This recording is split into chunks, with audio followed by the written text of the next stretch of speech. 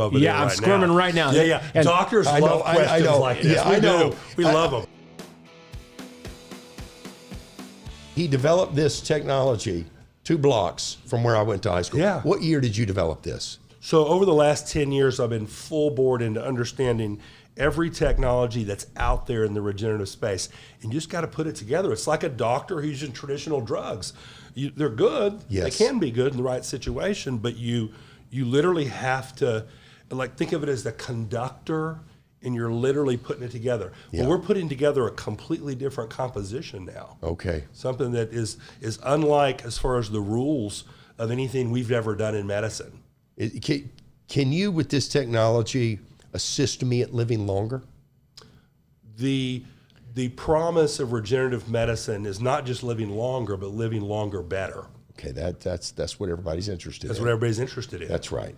And everybody has an idea that's got to be achievable, but it's just until recently that we've seen it Real recent. with our clinical practices. Real recent. We've jumped in and we said, well, the insurance companies might not give us a code for it. Right. But we're going to do it. You know, we've got this thing called the Hippocratic Oath. Yes. With this thing called informed consent, patient autonomy, Yeah. honesty. Yes. And so you sit down with that patient, and if you've got good training, Yeah. like we have, good surgical training, Yes. you understand that we've always been geared towards developing and trying to do better and do Yes. better. It just starts to come together if you want it to. And when I've found that in your space, this is proactive medicine versus reactive medicine. That's exactly right. Yeah, and most of the medicine being practiced today in the United States is reactive. But you know what? It also is reactive medicine. It's just a different type of reaction. Unfortunately, we're stuck right now with people that have got an accumulation of disease that we still barely understand why it happens, but we know it happens. We know that it does happen. Yeah. But we now have solutions that in our own practices have outperformed any tools that we've had before. Right. You two sat down yesterday, you and Dr. Jeff, and a team of people really who Yes. were here discussing these things at a conference. That's right. Tell me what you guys worked on yesterday. So what we talked about is our own clinical experiences, and it kind of blew each other away because we were on the same path, even though we're in completely different surgical specialties, taking care of completely different patients, but we all recognized how we made a commitment to this kind of science and technology because it made sense to us and there was data Yeah. that supported it, and then all of us we're telling the same stories. Yeah. They just were different organ systems but it was like we all rediscovered and realized the day we went to medical school, this is what we thought we were going to be doing. Right. And then we never did it. Well, this is what we thought you were up to. Right, that's right. We as patients did not know that you were going to react to my disease after it arrives. Yeah. We thought you would help me prevent disease. Yeah. So I'm so happy that we found two, and I'm sure there's a building full of people here that are working on this. Yeah. Well, there were 4 of us. One of the guys couldn't make it because he travels with a sports team. Yeah. But he's involved. There were 5 we'll call power users here, and we all, I think we went in there saying we do some cool stuff. I think we were all wowed by others. Yes. And I wanna bring this up because you said something powerful. We learned more than just medicine.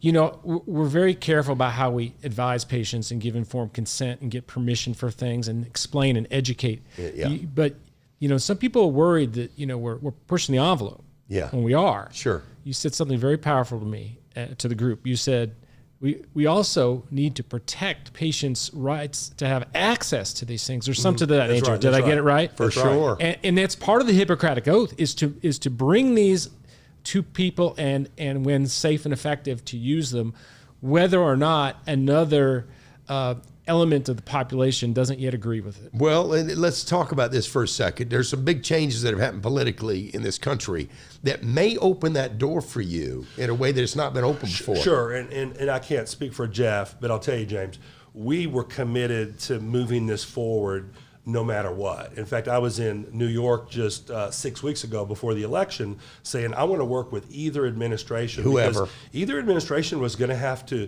deal with the fact that there's an unsustainable situation. Yes. And so we were ready to bring it through a policy council that I'm involved with in New York. We're ready to talk to those policymakers because this battle really needs to be won on several different fronts. Yes. Right now, I've got patients that come to me aside of their insurance company. There's people that can't afford to do that. Yeah. And so we're we're pushing it, we're developing it, we're realizing that it can scale, and we want to be able to do that as soon as possible. I don't want to digress into politics, but it does seem to me that that's one of the fronts you've got to win here. Sure. Seems like to me, this Robert Kennedy seems to be open-minded to some of this frontier stuff. Am I right? Well, it's easy for us to get excited about that, but Jeff would agree too.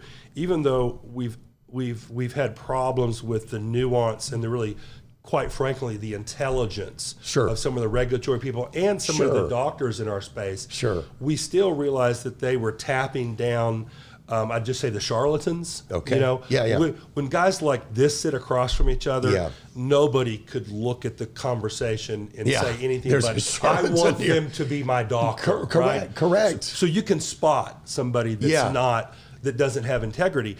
And we're afraid that maybe with the future, we always have a fear that there could be a stain on what we're trying to do. For sure. And so we've got to really take the good with the bad and realize that it's a battle no matter what. Well, that's a big point you're making there. Yeah. Because there are charlatans in the space. Right.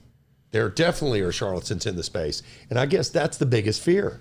It is. Because that prevents you from breaking down these barriers. Sometimes it's hard for me to spot them. Yeah. I mean, and so anyway, and I can't, and sometimes they're good intended, and sometimes I realize just they don't get it, but they're trying to get it. Yes. And so sometimes you have to say, let me see if I can help you. And so we try to be collegial with everybody. Right. Where is the FDA on some of this stuff? And maybe they're long ways in the rearview mirror here, but are we making inroads there? Well, we talked about that because I think they're going to respond to whatever changes are coming forth, right? They're a tool of who's above them. Yeah, that's right. And the executive branch. The current situation of things is that although a lot of regenerative biologics, stem cells and like molecules are not yet approved for marketing claims, that doesn't mean they're disapproved. And people don't fully understand that. That's a great point. So that's the first point.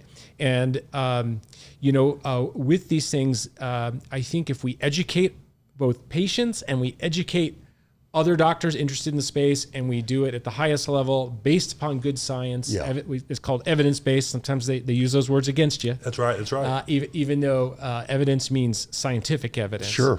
I think we're going to be okay, and we're going to help people more naturally without as many pharmaceuticals and surgeries.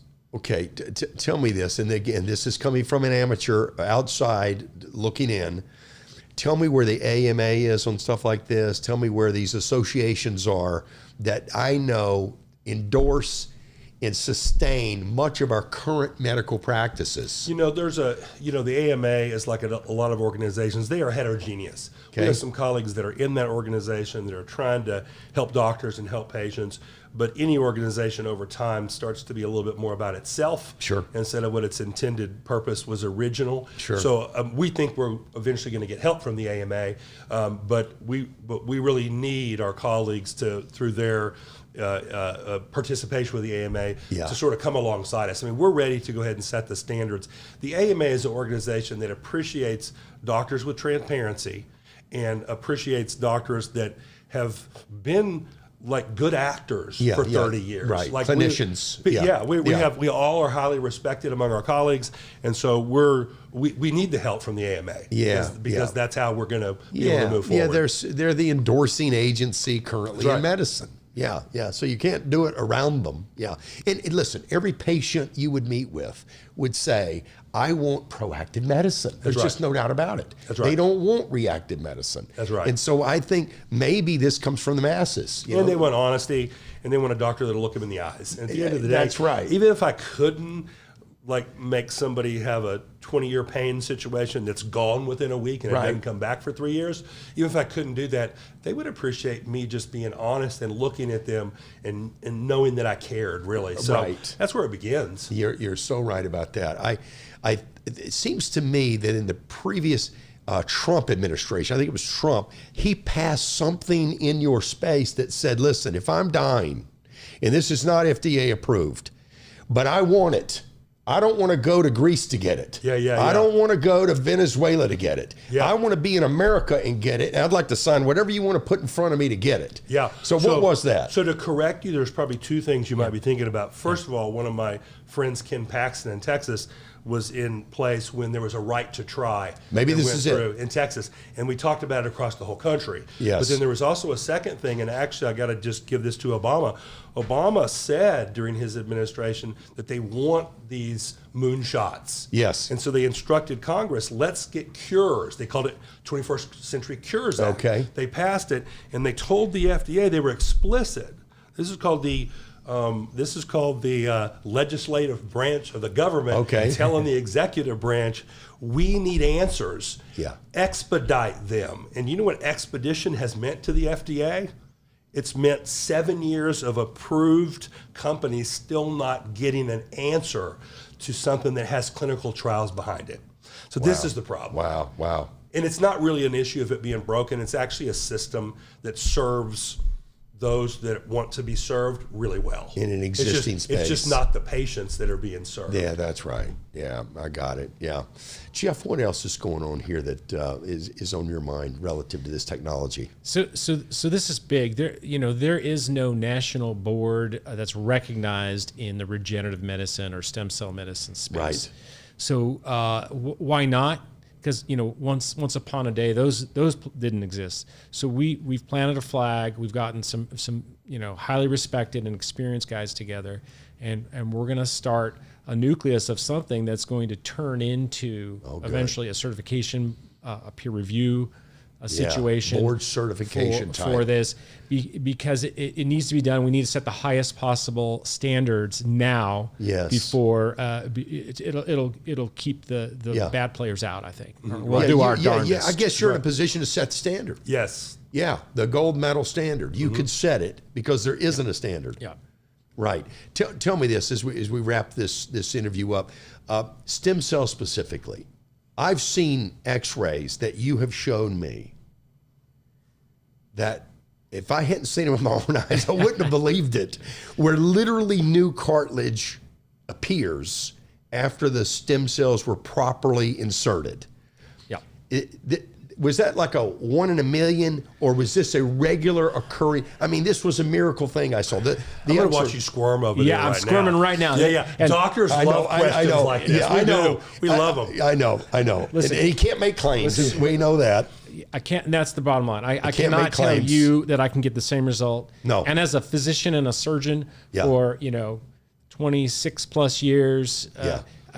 I've never made that claim to anyone undergoing a surgery or what But have you. I'm just telling you as a witness. Yeah, I saw the happens. X-rays. It's possible. We try to do what we do for that result. Right. That's what we're You're striving aiming for that result. Yeah. Just like when we give someone a statin, although I don't want to do that, we're trying to lower their cholesterol. Yes. We may not get it there. Yeah. And what Dr. Gross kind of shimmied a little bit on is like if a patient goes from not having function and having pain to not, and we see an X-ray that shows this big old space there that used to not be there, we can't call it cartilage until they're a cadaver.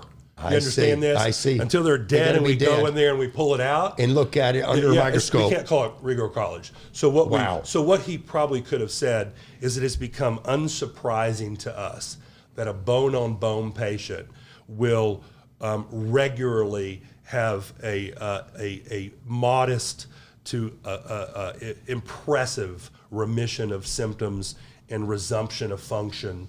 And it's a yawner for us. It's a yawner. For us, it's a yawner. Yeah. Everybody else thinks it's impossible, and we see it month in and month out. Well, I got to tell you, as literally a layman in your space, to have viewed the two X-rays and be sitting in front of the lady whose knee it was shocking. Yeah. Yeah, because it's real. And it happened over a short period of time. And my favorite thing is having these patients try to do a squat on camera and jump up in the air. And you're like, dude, you were an athlete in college and you can get 2.5 inches off the floor. And then you do the treatment, like sometimes one treatment. They're back 2 months later and they look like an Olympian. They're bouncing around. Yeah. I love that. And I love that. Nobody can hate on this because I'll show you the video. Yeah, right.